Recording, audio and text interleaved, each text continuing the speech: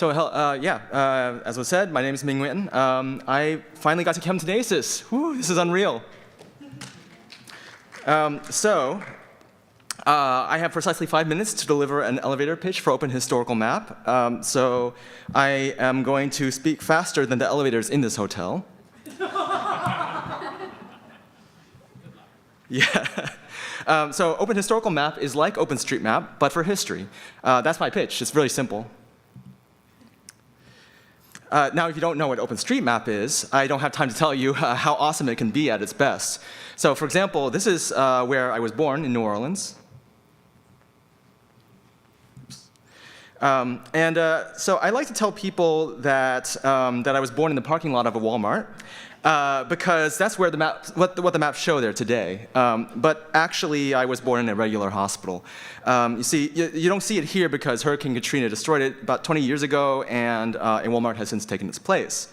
So therefore, I was born in a parking lot. People do this with maps all the time. I mean, I'm glad to see that some of my fellow presenters this week have exercised a little more care in their historical map making. So shout out to all the anti-geo anachronists out there. I just made that up. But why do we need an OSM for history? One of the interesting things that has made OSM interesting is its ability to break down silos, make important information more accessible to the public. A lot of historical maps are based on data sets specific to that project, shapefiles gathering dust on hard drives.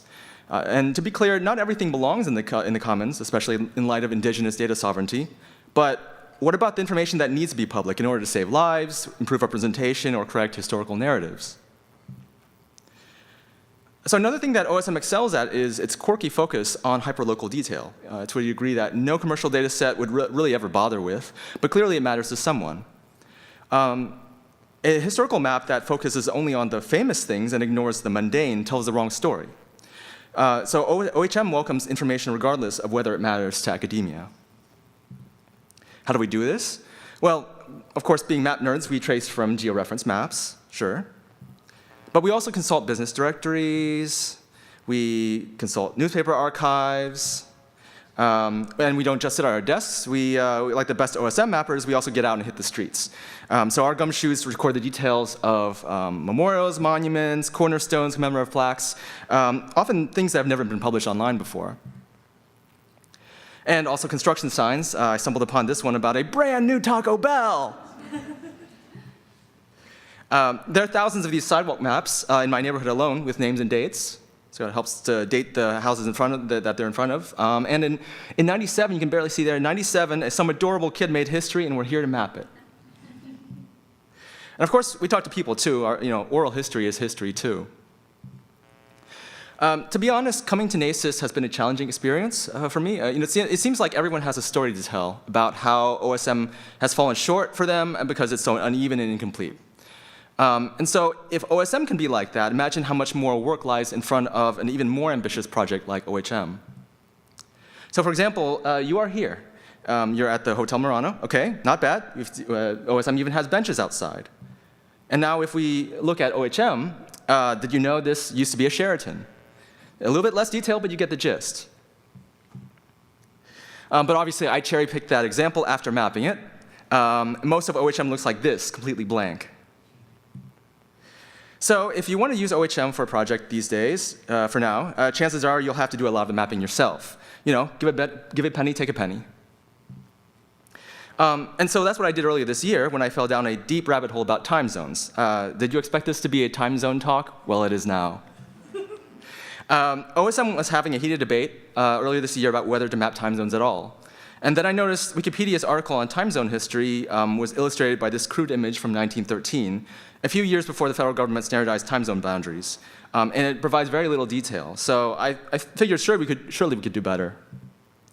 So I spent a month poring over the relevant regulations to map all the changes to time zone boundaries from 1919 to present. And so here's a very crude visualization of the boundaries, where the darker lines are older and the darker areas are ahead.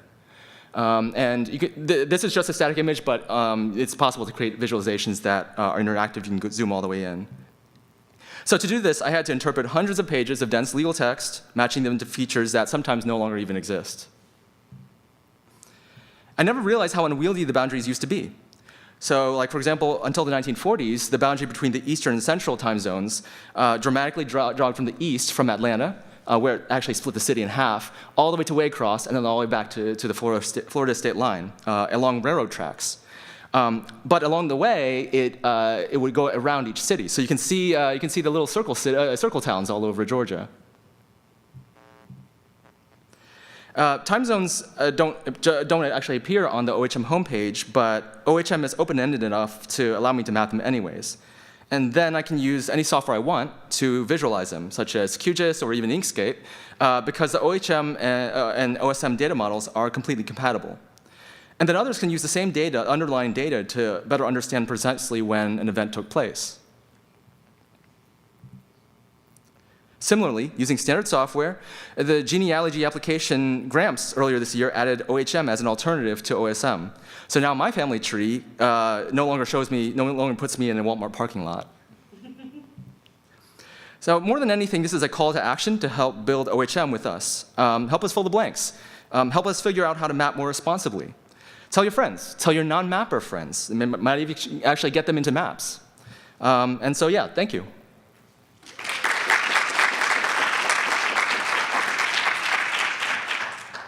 Awesome. Really cool. Questions? I'm going to bring this to you because I want everyone to hear your question.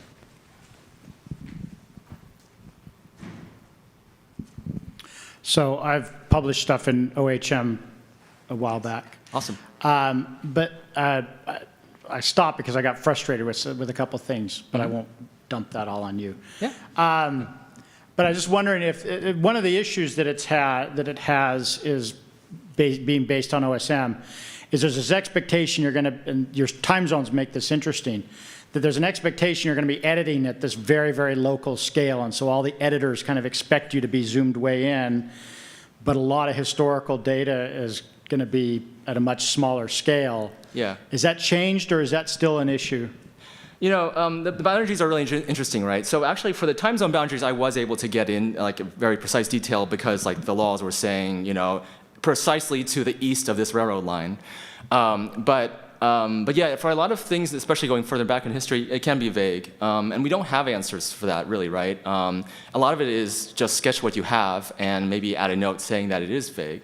But you know, it is still dealing with the same software that OSM has, where you do kind of have to be, being pixel perfect is by convention, right? The software is only just recording the fact that you've put something there, so.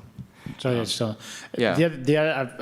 One of the other issues I had was that it doesn't handle like uncertain dates and things like that very well. But that's we do have a solution a general for that problem now. of historical GIS. So. Yeah, so do we have better stuff around that now as of this year? So there's a standard called EDTF that's maintained by the Library of Congress, and so we have a little bit better support for that now. All right, other questions? Can you say more about that, the closing time? Yeah, there's a standard called Extended Date Time Format. It's a profile of ISO 8601, and it can handle uncertainties, approximations, ranges, and also, important for my time zone project, it can handle even like precise times. So that's something that you can tag alongside, kind of the existing start and end dates. The render doesn't do too much with it right now, but we're basically in the data collection phase, right? So you can add that information in there, and you can use that in your queries if you need to. Great. All right. Thank you. All right. Thank you so much.